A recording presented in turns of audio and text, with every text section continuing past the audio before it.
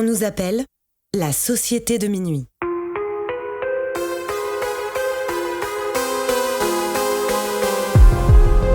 Séparément, on pourrait croire que nous sommes tous très différents les uns des autres. Nos passions, nos vies et nos histoires sont différentes. Nous ne fréquentons pas les mêmes écoles, ni les mêmes quartiers. La seule chose qui nous réunit, c'est d'avoir touché du doigt le surnaturel. Nous avons alors décidé de nous rassembler pour partager nos peurs, nos histoires bizarres et effrayantes. Les uns après les autres, nous reviendrons au cœur de nos angoissants souvenirs, aux frontières du paranormal.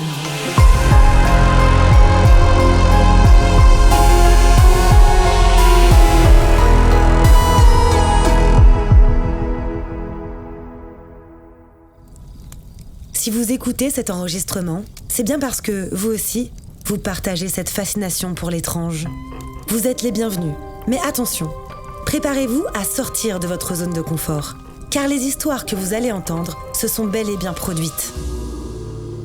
Pendant sa jeunesse, Tiphaine a perdu son papa dans un mystérieux accident de la route. En acceptant petit à petit ses capacités tout au long d'un parcours spirituel qui l'effraie profondément, elle découvre grâce aux cartes ce qui s'est réellement passé. Cette histoire s'intitule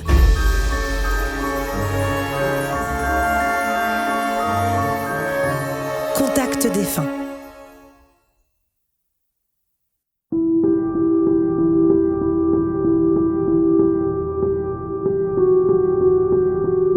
J'ai vécu dans une famille tout à fait normale, un papa, une maman, j'ai une grande sœur qui est âgée de 3 ans de plus que moi. J'ai pas été élevée dans la spiritualité ou le paranormal, ces choses-là. J'étais dans une famille athée. C'est pas qu'ils y croyaient pas ou qu'ils y croyaient, c'était vraiment... c'est pas quelque chose qui les intéressait plus que ça. J'étais pas une petite fille quand ça allait pas, j'allais en parler aux parents. Tant que j'estimais que c'était pas grave, j'allais pas les embêter. Quand j'ai 12 ans, j'ai mon papa qui décède d'un accident de voiture. Il travaillait aux étangs de Hollande et en fait régulièrement, quand il y avait trop d'argent en fait dans la caisse, il allait à la banque à Rambouillet pour déposer les sous. Et en fait, c'est sur ce chemin, on sait pas pourquoi, en plein été, il a eu un accident. Personne n'a jamais su nous dire comment ni pourquoi. Moi, je me souviens que petite, on m'a dit il y a de la grêle qui est tombée d'un coup, il a glissé et puis la voiture est allée se taper dans un arbre sur le côté et comme ça s'est tapé sur le côté, l'airbag s'est pas ouvert. On a eu plusieurs versions qui n'avaient ni queue ni tête en fait en soi et on n'a jamais trop compris ce qui s'est passé. J'ai appris plus tard en travaillant avec les cartes ce qui s'est passé.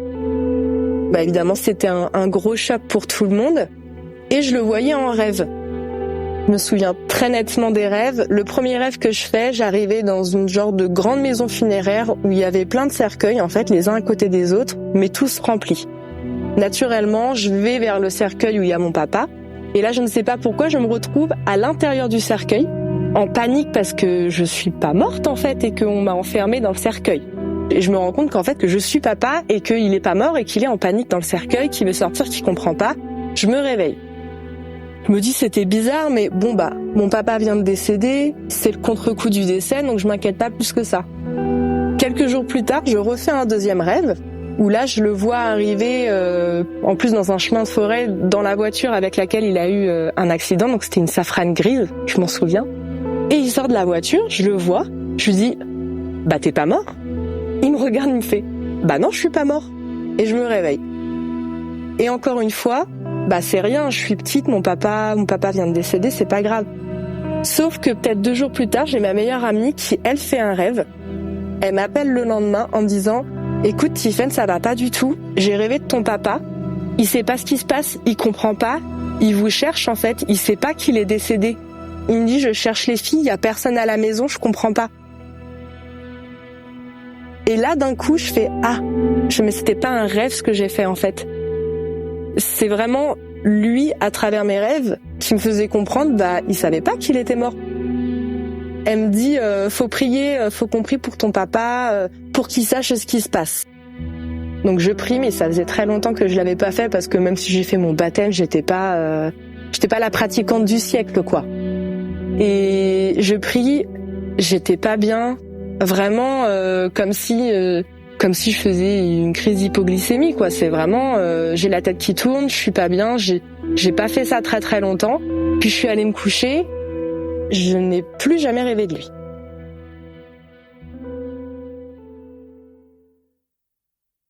Mis à part qu'il y a une fois, quelques mois plus tard, j'étais toute seule à la maison, j'étais sur l'ordinateur, j'avais le casque et j'entends un bruit dans le couloir, les chaussons qui traînent en se levant.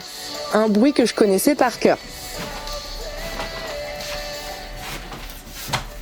Premier réflexe, j'éteins la musique pour voir si j'entends toujours le bruit et en effet, j'entends toujours le bruit. J'enlève le casque, je me dis bon, est-ce que t'aurais pas mis une machine en route ? Je me souviens que non. Et alors pour accéder à ce couloir, il y avait deux moyens. Soit je prenais une porte et j'étais direct sur le couloir, soit je faisais tout un petit tour et ensuite je voyais le couloir. Pas très courageuse, je décide de faire tout le tour. Puis je me pose, donc je suis vraiment à l'angle, je vois pas encore le couloir. Je reste silencieuse et je fais papa. Bien évidemment, pas de réponse, mais ce bruit qui continue et tout. Et je me dis c'est bizarre. Je prends mon courage à deux mains, je me penche pour regarder dans le couloir. Plus de bruit, ça s'arrête net. J'étais toute seule à la maison, je faisais pas trop la fière. Je suis retournée sur l'ordinateur, j'ai remis mon casque sans mettre la musique, histoire de, et puis finalement plus rien. Je me suis dit bon, c'était peut-être un dernier signe de lui, et puis voilà quoi, et puis c'est tout. Maintenant, il est passé de l'autre côté. Donc il y a eu ça, et ça s'est enchaîné petite. Il y a eu une fois, histoire toute bête, ma maman qui achète un siège de bureau pour mettre à mon bureau, donc elle l'achète sur un site d'occasion. Il s'avère que cette chaise n'allait pas sur mon bureau parce qu'elle était trop haute. Donc je l'avais mise derrière ma tête de lit, comme ça je pouvais poser tout mon bazar, ça me fait une petite tape de chevet. À partir du moment où cette chaise a été dans ma chambre, je n'ai plus dormi dedans pendant 2 mois. Mais j'avais 15 ans. À 15 ans, on n'a plus peur de dormir dans sa chambre, en fait.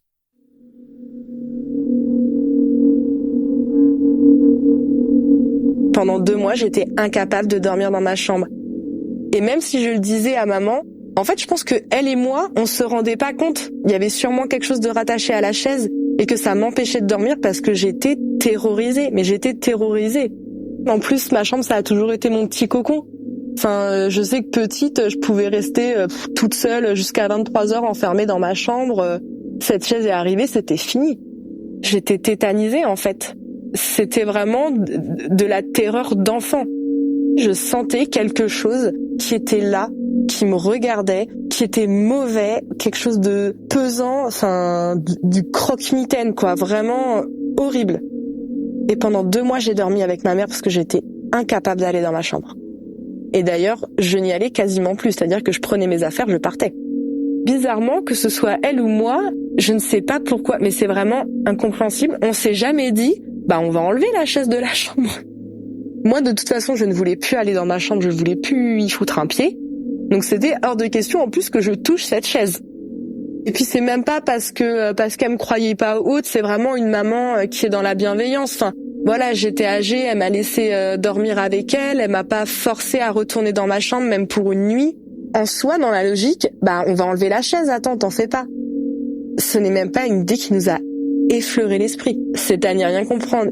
Et en fait, c'est une fois ma sœur qui a pris la chaise, qui l'a mise dans sa chambre. Elle n'a jamais eu de problème et à partir du moment où cette chaise n'était plus dans ma chambre, j'ai plus jamais eu de soucis. Et donc après, je me souviens plus d'avoir eu de nouveaux épisodes paranormaux parce qu'en fait, je me suis fermée. Parce que ça m'avait fait trop peur. Et il s'avère d'ailleurs que ça a un peu été ma force. Parce que maintenant, naturellement, je sais le faire. Donc je me suis coupée de ça, je me suis aussi coupée de ma spiritualité quand mon papa est décédé. Parce que petite, je m'étais toujours dit, si on n'a pas d'accident, c'est parce que Dieu, il nous protège. Et puis là, que papa ait un accident, forcément, petite comme j'étais, le seul lien que je fais, c'est, non, en fait, il nous protège pas. Des années passent, et puis, un jour, ça m'est revenu en pleine tronche.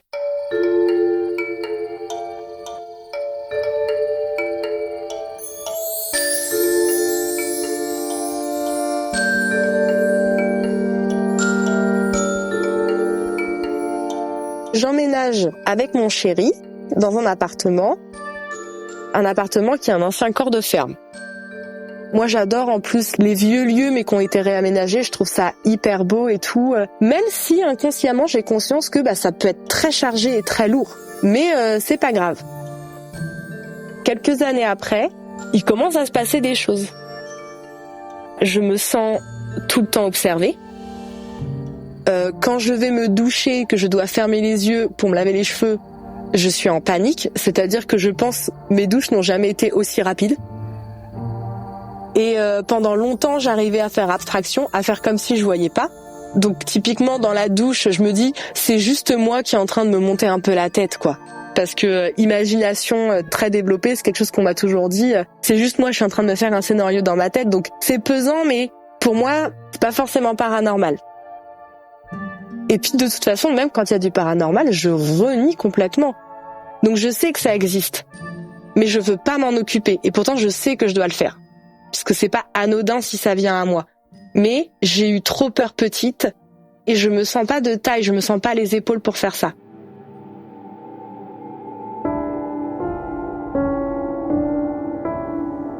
Et puis il y a un jour où vraiment j'ai craqué en fait, toujours dans la douche. J'ai mon copain qui fait un peu l'andouille, qui vient éteindre, allumer. Je lui dis laisse-moi tranquille, maintenant va-t'en, tu me saoules. L'interrupteur de la douche est à l'intérieur. Je le vois partir parce qu'en fait, il y a une partie du mur, c'est des petits carreaux où on voit pas vraiment dedans, mais on voit quand quelqu'un passe en gros. Donc je le vois partir. Et là, je regarde vers l'interrupteur et vraiment, je vois une main qui doucement se pose sur l'interrupteur. Et là, je suis pas bien. Elle est totalement texturée, sauf qu'elle est complètement noire. Ça fait comme une ombre, mais vraiment texturée comme une main normale, quoi. J'essaye de me rassurer en me disant c'est lui, mais je sais que c'est pas lui. Parce qu'en plus le mouvement de la main est bizarre, c'est vraiment très très lent jusqu'à se poser sur l'interrupteur. La lumière s'est pas éteinte. Mais j'ai vu la main partir aussi doucement, mais vraiment pas la lenteur genre douceur. Non, la lenteur qui fait flipper. Je finis ma douche en 2 spies et j'étais même pas encore habillée, je vais voir tout de suite mon chéri en lui disant c'était toi encore là? Il me regarde, il me dit comment ça, de quoi tu parles? Quand tu m'as dit de partir, je suis partie.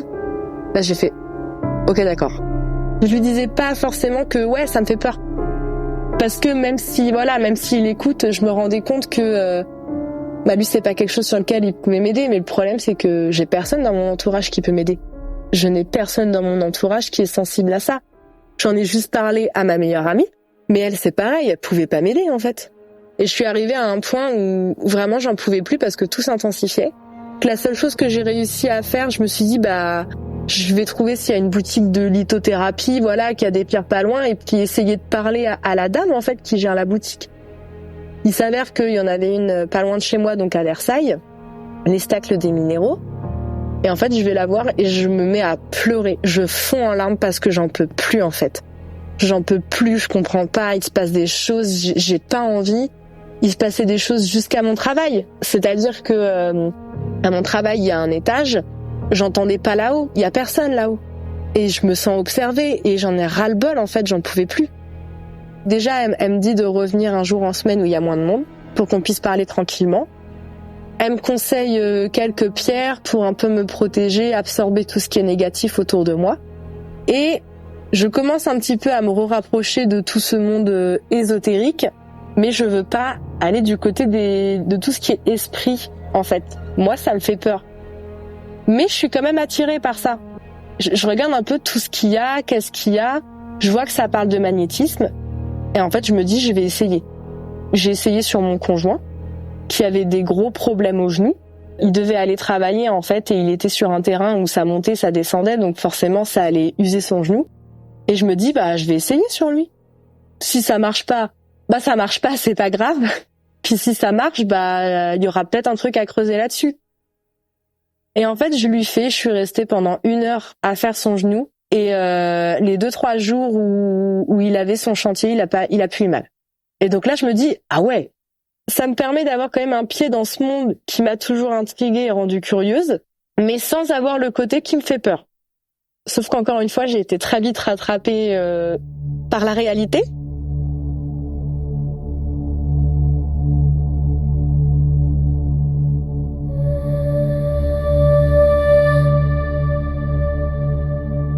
Une amie à moi a toujours eu des maux de tête.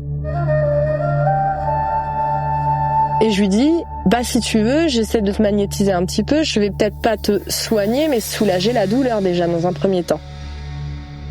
Je fais la séance avec elle. Déjà, je ne me rends pas compte, mais en fait, je suis déjà en train de me connecter, mais avec mes dons de médiumnité. En pensant juste que c'est quelque chose rattaché au magnétisme. Elle me parle un peu de sa famille, elle me parle de sa grand-mère, et d'un coup, j'ai un sentiment. Je sais que la grand-mère, elle est là, et je lui dis naturellement, je fais, ta grand-mère, elle est là, en fait, et elle est très reconnaissante que tu parles d'elle, ça lui fait plaisir. Et je lui dis ça, mais de manière tellement naturelle, et je me rends pas compte que j'ai un contact défunt, là. Pour moi, c'est juste quelque chose qui va avec le magnétisme. Donc je lui dis ça, elle me fait d'accord, ok. J'arrive à lui dire que y a quelque chose en fait qui vous suit dans la famille transgénérationnelle. Elle me dit oui, ça on me l'a confirmé. Et encore une fois, ça je me rends pas compte que c'est les dons de médiumnité. Moi je suis toujours c'est le magnétisme. Un petit peu naïve et beaucoup dans le déni. Jusqu'au moment où j'arrive à une partie de sa tête où je m'arrête. Et là je sens qu'il y a un truc qui est bizarre.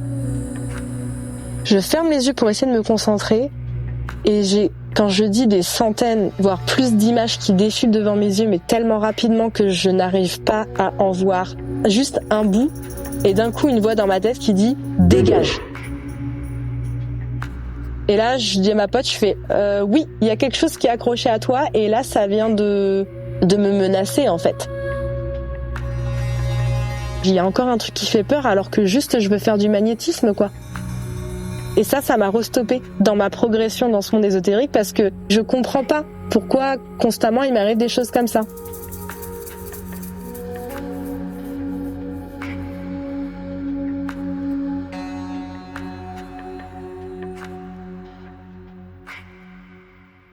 Donc je me dis je vais essayer autre chose parce que j'aime bien essayer plein de trucs. Et je vois par hasard un jeu de tarot. J'adore les illustrations. Je me dis je vais l'acheter ne serait-ce que pour les illustrations parce que c'est magnifique et puis je vais essayer d'en faire. J'en fais un petit peu sauf que là rebelote, en fait je délivre que des trucs hyper négatifs. Et j'avais l'impression d'attirer quelque chose de mauvais à moi. Donc je me dis non en fait j'arrête, j'ai rabandonné.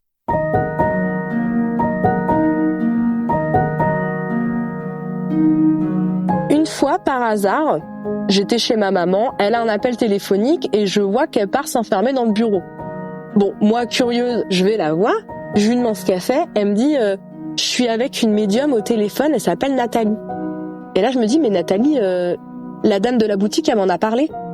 Elle m'avait dit de l'appeler et je l'ai pas fait.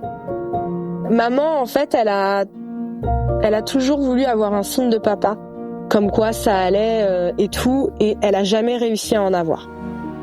Donc elle a appelé la médium pour ça et pour demander pour ma sœur et moi comment ça allait se passer, nos projets et tout ça. Et d'ailleurs je suis surprise de voir que ma maman contacte une médium. Je me dis mais dans quel monde?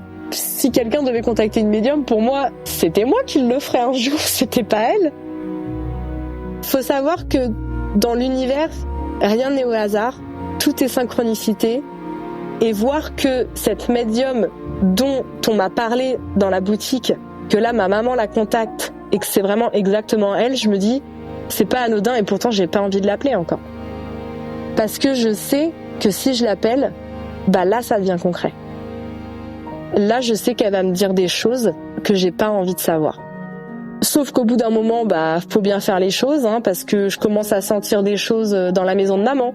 Quand ma sœur avait emménagé avec son premier petit ami, il se passait aussi des choses bizarres. Au bout d'un moment, je me dis si, il faut que j'appelle quoi.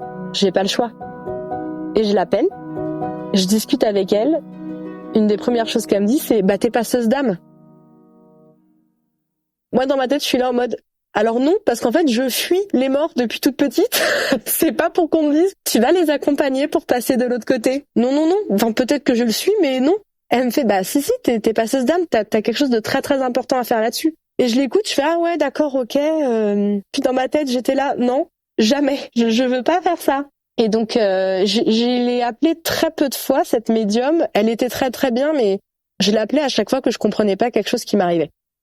Et là, dans l'appartement, donc toutes les choses s'étaient calmées, sauf un jour où ça recommence. Et là, je l'appelle en panique.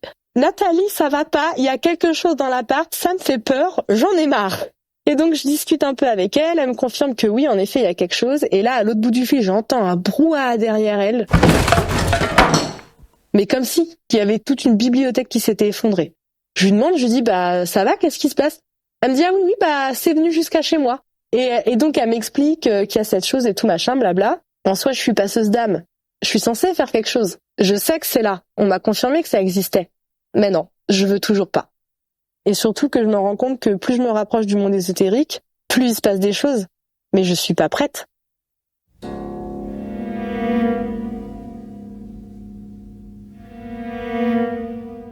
On était partis en vacances à Honfleur avec ma maman. Donc c'est un petit village vraiment magnifique, j'adore, c'est super beau. Dès que je peux d'ailleurs, j'y retourne. Mais j'avais fait des cauchemars 2 jours de suite. J'en avais fait un où avec mon chéri, on était dans un château. On savait que c'était un château hanté, mais je ne sais pas pourquoi, on allait quand même dormir dedans. Donc on va au lit et je sais qu'un fantôme se rapproche et je sens qu'il me touche. Mais c'est pas je sens qu'il me touche dans mon rêve, je sens qu'il me touche en vrai. Et je suis pas bien.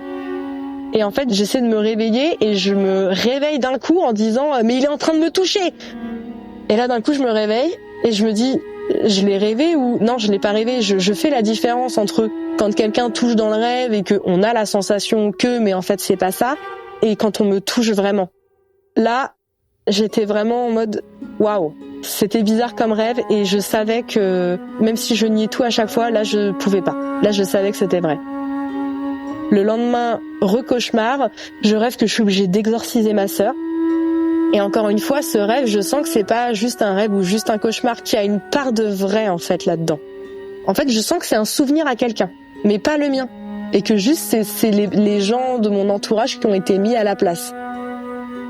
Une autre fois, en vacances avec mon chéri, on a été changé de chambre, là où on devait dormir. Donc on va dire, façon de parler, on a été surclassés. On était dans comme une vieille tour, un peu comme on avait typiquement dans les châteaux, une vieille tour. Et on se couche. D'un coup, il se redresse dans le lit. Il me regarde, il me fixe, il dit rien. Je lui demande, je lui dis qu'est-ce que t'as? Il me répond pas. Et qu'est-ce qu'il y a? Et il me répond pas. Et je sens en fait que c'est pas lui. Et je commence à m'énerver parce que j'ai peur. Je lui dis, arrête, je fais bouge parce que je vais t'en mettre une en fait, sinon tu me fais peur là, arrête. Et d'un coup, ça part. Et il rigole, je t'ai bien eu. Mais en fait, c'était pas lui. Et il s'en était même pas rendu compte. Parce qu'il était là, il me regardait, il clignait pas des yeux. Ça a duré longtemps. Et quand je lui dis, mais tu te rends compte de ce que tu viens de faire? Ouais, non, mais je te faisais une blague. Mais non, en fait, c'était pas toi. Enfin, c'était pas une blague. Parce que j'étais vraiment terrorisée. Et quand t'es face à la personne que t'aimes et que tu vois que la personne est vraiment terrorisée, tu restes pas sans réagir. Et je le connais, il reste pas sans réagir normalement. Dès que je me rapproche de ça, en fait, à chaque fois, il y a des choses et à chaque fois je me referme. Je fais un pas dedans, je refais 5 en arrière à chaque fois. Parce que je suis pas prête, parce que ça me fait peur, que je comprends pas, que même si elle me dit que je suis passeuse d'âme, d'accord, et donc je fais quoi? Je fais la chasse aux défunts et j'ouvre la porte, allez-y monsieur, passez, je vous en prie, c'est par là. Je comprends pas ce que je dois faire, je comprends pas comment ça se passe. Là, à cette période, je me suis complètement refermée. C'était la goutte d'eau. Je ressentais plus rien, je voyais plus rien, le néant. Et en fait, j'ai eu beaucoup de choses, moi, à régler dans ma vie. Donc il fallait que je gère mes crises d'épilepsie, mon traitement, le fait que j'ai été enceinte, que j'ai eu ma petite fille. Plus tard, que je me suis rendu compte que j'avais vécu une agression sexuelle, que j'avais complètement occultée. C'était au détour d'une conversation avec ma meilleure amie, parce que je lui en avais parlé une fois un peu sous forme d'anecdote, pour dédramatiser ce qui s'était passé, et en fait, suite à ça, j'ai complètement oublié. Et on parlait de ce sujet-là avec ma meilleure amie, et puis elle me dit, c'est comme toi, avec le gars qui t'a violée. J'avais complètement oublié, c'est elle qui me l'a rappelé. J'en ai parlé à ma psychiatre, qui m'a donné après le numéro d'un hypnothérapeute, que je suis allée voir, avec qui j'ai travaillé là-dessus, qui est vraiment génial d'ailleurs. Souvent on dit oui, les victimes, il y a une forme de déni, qu'elles disent un peu que c'est leur faute, et on a toujours tendance à se dire non mais c'est lunaire, tu peux pas te dire que c'est ta faute en fait si t'as été agressée. Mais il y a vraiment moi j'étais en train de lui trouver des excuses, et je voyais la psychiatre qui s'énervait un peu de cette histoire, l'hypnothérapeute qui s'énervait aussi en me disant ouais non mais c'est vraiment, je vais pas dire l'insulte, mais ouais non mais c'est vraiment un canard, on va dire ça pour pas dire l'insulte. C'est un état de sidération. On arrive à leur trouver des excuses alors que non. Et c'est au bout de la 3e séance où j'ai réussi à récupérer tous mes souvenirs que là c'est la première fois où j'ai dit ah mais ouais en fait ouais c'en est vraiment un quoi. En fait, quand on a déclaré que j'étais épileptique, on a dit que c'était dû à un choc émotionnel. Donc la seule chose qui s'était passée mais dont je me souvenais surtout c'était le décès de papa. Donc c'est le décès du papa, ça déclenche des crises d'épilepsie. Ok, d'accord. Sauf que moi, comme on m'avait vendu un peu la maladie, ça avait pas de sens avec ce qui se passait. C'est-à-dire qu'on m'a dit c'est quand il y a une surstimulation du niveau visuel ou sonore ou des choses comme ça, où là on peut faire des crises. Or moi j'allais faire des manèges à sensations, je faisais pas de crise, ce qui n'a pas de sens. Mais par contre les moments où j'étais vraiment détendue, où j'étais relâchée, où j'étais pas aux aguets, là je faisais des crises d'épilepsie. Mais surtout, avant la crise d'épilepsie, j'avais un gros épisode où je me sentais pas bien. Comme j'expliquais à la neurologue, je lui dis j'ai plus de repères spatio-temporels. Mais vraiment, quand ça commençait, l'exemple que je dis, c'est je sais plus où je suis, quand je suis et comment je suis. C'est-à-dire que j'avais vraiment l'impression d'être à 3 endroits à la fois, mais ne pas savoir à quel endroit je suis actuellement.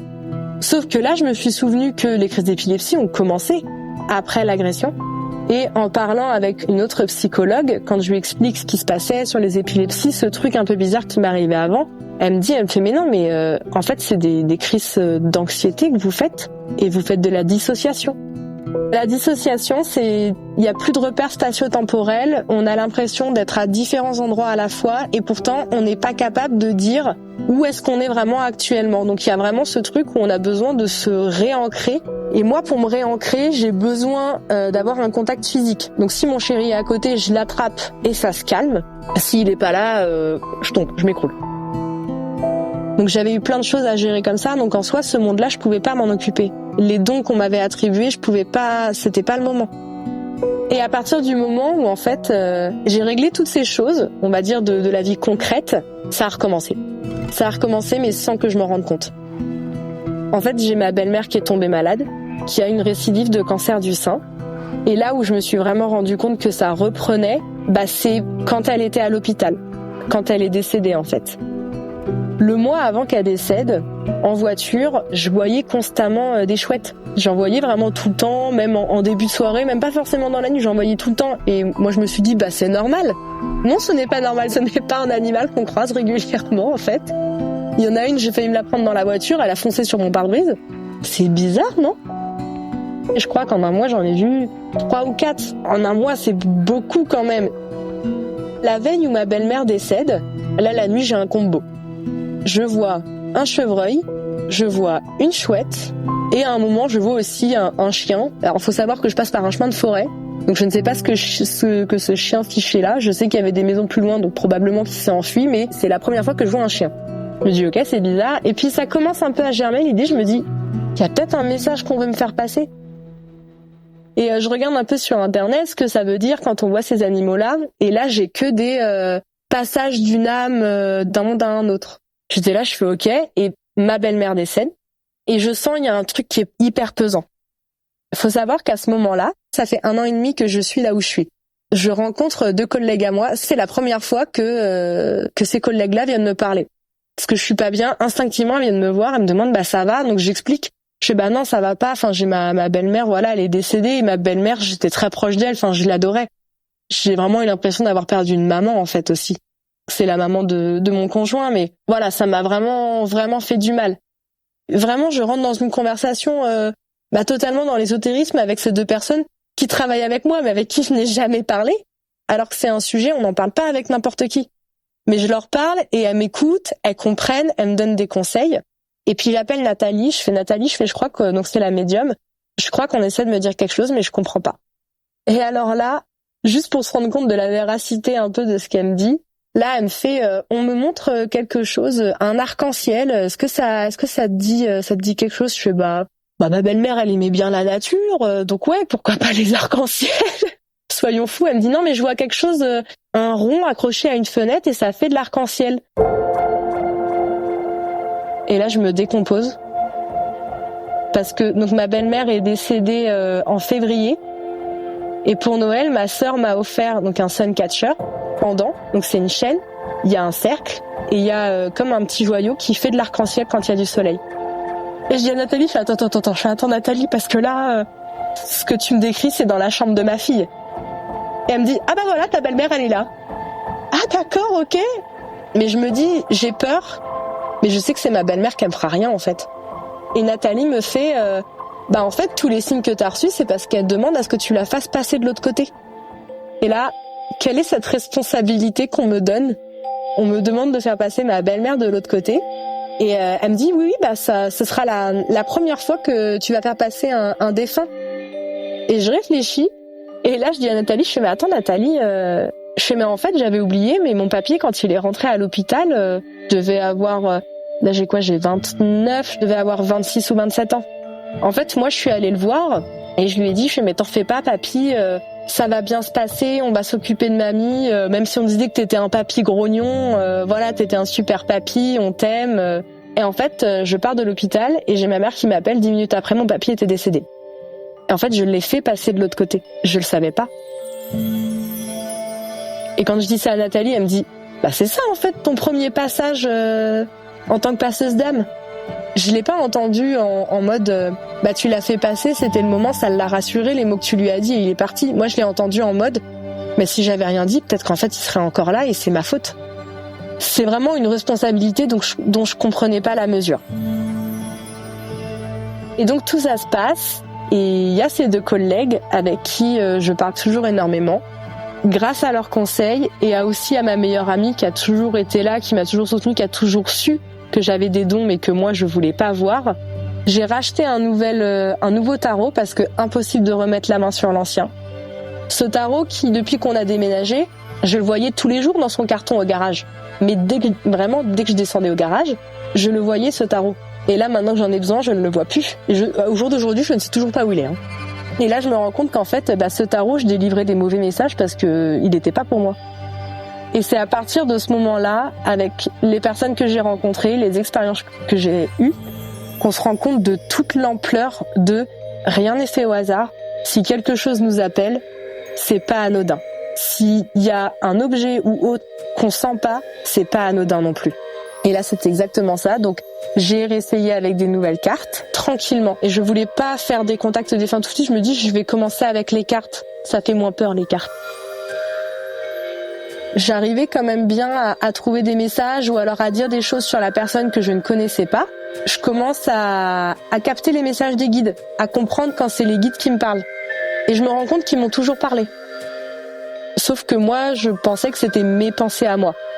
Si on n'en a pas conscience, c'est compliqué à expliquer, mais c'est vraiment comme des pensées. Sauf qu'une fois qu'on a compris et qu'on décortique, on se rend compte que c'est pas nos pensées à nous. Et donc je commence à bien comprendre ce que me disent les guides. Je commence à avoir de la clairaudience aussi, donc à faire des contacts défunts, à les entendre. Et là, j'ai plus peur. Et ça fait plaisir, j'ai plus peur. En plus, j'ai eu la chance relativement d'avoir des contacts, honnêtement, que je trouve moi assez marrants. Même si ma maman, elle me dit, mais ça fait peur quand même, t'as un contact avec des défunts. Il y en a, ils sont marrants parce qu'ils gardent leur habitude, leur type de langage, ce genre de choses. Par exemple, ma meilleure amie, je lui fais un tirage, son grand-père est venu. Et en fait, il me lâchait pas tant que je lui disais pas ce qu'il voulait que je dise. C'est-à-dire que, par exemple, il voulait absolument que je lui parle d'une mule. Et il faisait que de me dire, parle-lui de la mule. Parle-lui de la mule. La mule. Et donc, quand je dis à ma meilleure amie, je fais, ton grand-père veut absolument que je te parle d'une mule. Et elle me dit, quand j'ai fait un soin énergétique avec Karine, une dame qui en fait, elle me dit, c'est pareil. Il est venu apparemment hyper pressant. Et plein de petites choses qui font que, ah oui, donc si ça existe quand même. Donc la clairaudience, j'ai commencé à la voir, ça s'est bien développé. La clairvoyance quelquefois, et alors la clairvoyance, là c'est des choses qui sont pas très rassurantes. Là ça fait peur. En fait là je travaille dans une université en tant que prestataire, je suis au programme, donc je m'occupe d'imprimer les cours. Et ce jour-là, j'étais en train de lire, en fait, tranquillement. En fait, dans mon bureau, j'ai une porte, il y a une grande vitre à l'intérieur, et après, la moitié, c'est des murs, et toute l'autre moitié, c'est des carreaux. Et donc, derrière la porte, je vois un monsieur qui me regarde, très, très grand, et je me rends compte que c'est un monsieur qui est pas censée être là, on va dire ça comme ça. Et je me demande, mais je fais quoi?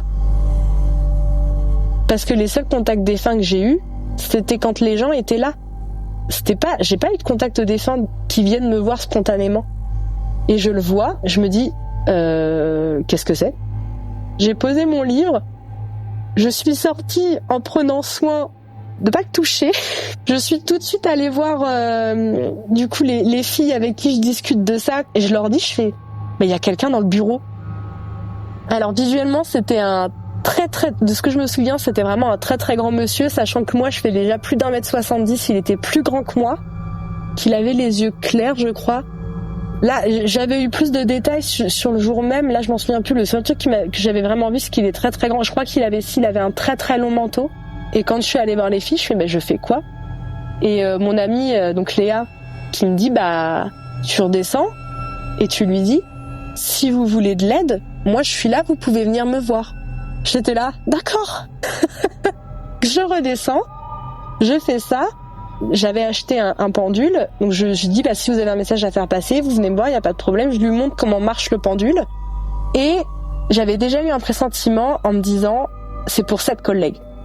Mais j'étais pas encore très sûre de faire la différence entre mes pressentiments à moi et vraiment quand c'est les messages de mes guides. Donc je suis juste redescendue, confirmé qui c'était, donc c'était bien pour elle. Je suis allée la voir. Je lui dis, si je te dis un très très grand monsieur, long manteau, il me semble qu'il avait des yeux très très clairs, je dis, ça te dit quelque chose? Elle me fait, ouais, c'est mon papa, il est décédé. Et je lui dis, viens avec moi, il est là.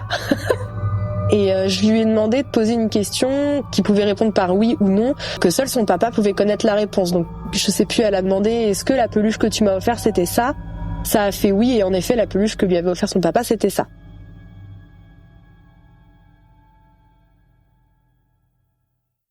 Tout au long des consultations que j'ai faites, surtout avec mes collègues, au fur et à mesure j'ai pris beaucoup de confiance. J'ai fait beaucoup de contacts défunts, j'en fais quasiment à chaque fois maintenant que je fais une consultation. Je me rends vraiment compte que ma mission de vie, c'est ça, transmettre les messages des défunts aux personnes qui sont encore là, et ils ont beaucoup de choses à dire.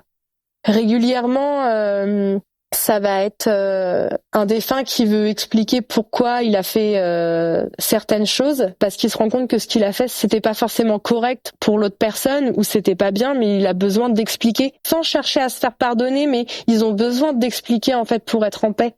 Si la consultante doit, elle, faire passer le défunt de l'autre côté, on me le dit. On me dit, faut qu'elle le fasse passer de l'autre côté. On m'explique un peu comment faire.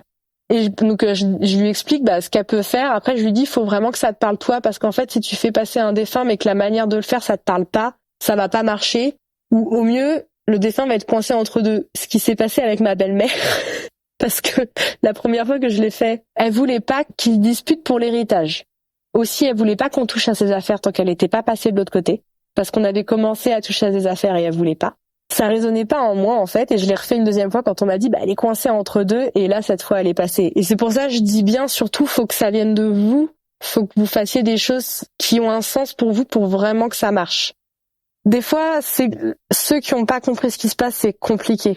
Faut savoir qu'il y en a, ils sont décédés, ils savent mais ils sont pas encore passés de l'autre côté, ils attendent qu'on les fasse passer de l'autre côté. Il y en a d'autres, ils savent pas et ils sont très confus.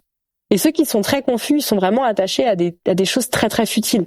Par exemple, j'ai eu le contact d'un grand-père d'une de mes collègues qui d'un coup demande elles sont où mes chaussures? Donc je lui dis, il me demande elles sont où ses chaussures? Elle me dit, il me semble qu'en fait on l'a mis en cercueil mais il avait pas de chaussures, et pareil, il voulait s'habiller parce qu'il voulait pas aller voir sa femme comme il était habillé. Elle me dit en fait quand il est décédé, on l'a retrouvé en slip parce qu'il était en train de dormir.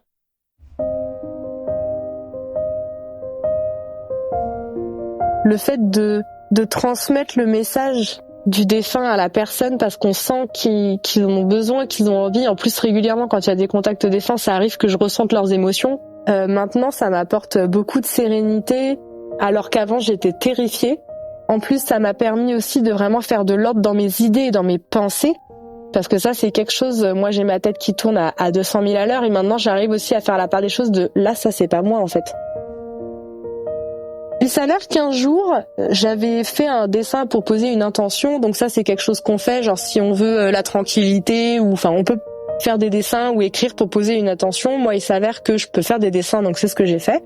Sur ce dessin, j'avais mis un « Je t'aime papa ». J'avais mis ma petite feuille et tout, mes petites pierres dessus, et d'un coup, j'ai senti qu'il était là. Il a jamais montré un seul signe à personne. Alors que je sais que ma sœur et ma mère n'attendaient que ça de sa part. Il n'a jamais fait un signe à personne.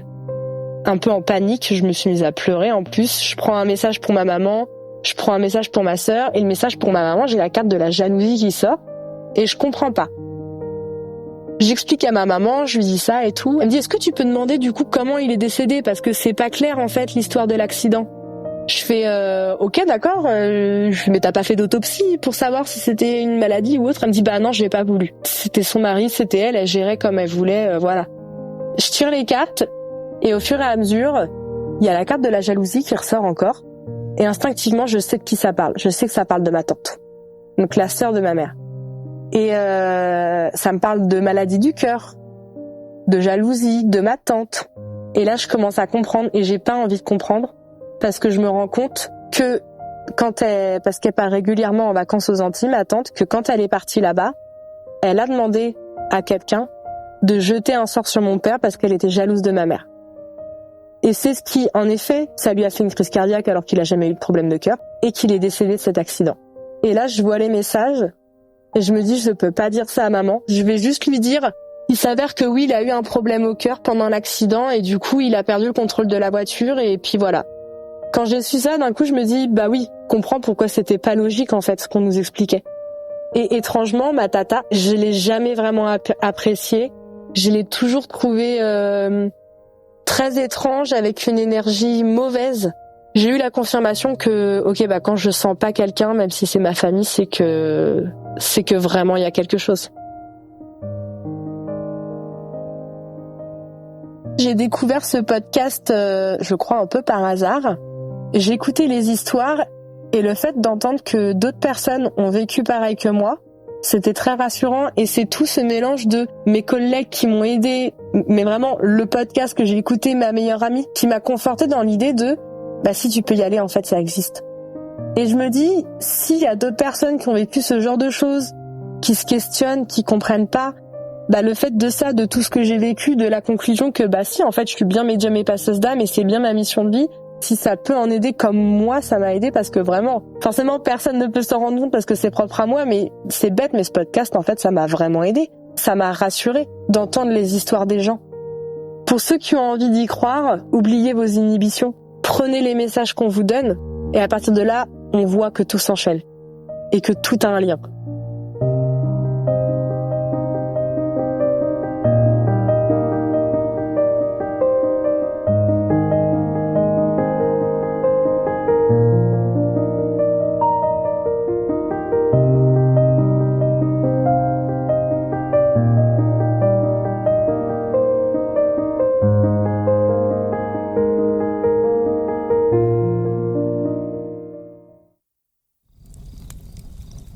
Vous êtes maintenant arrivé au bout de cette histoire. Avant de partir, venez me dire ce que vous en avez pensé en laissant un commentaire sur votre plateforme d'écoute préférée ou sur Instagram. Et n'oubliez pas, si vous aussi, vous avez le courage de vous plonger dans vos souvenirs les plus étranges, prenez contact avec moi, venez me raconter vos histoires et vous ferez vous aussi partie de la Société de Minuit.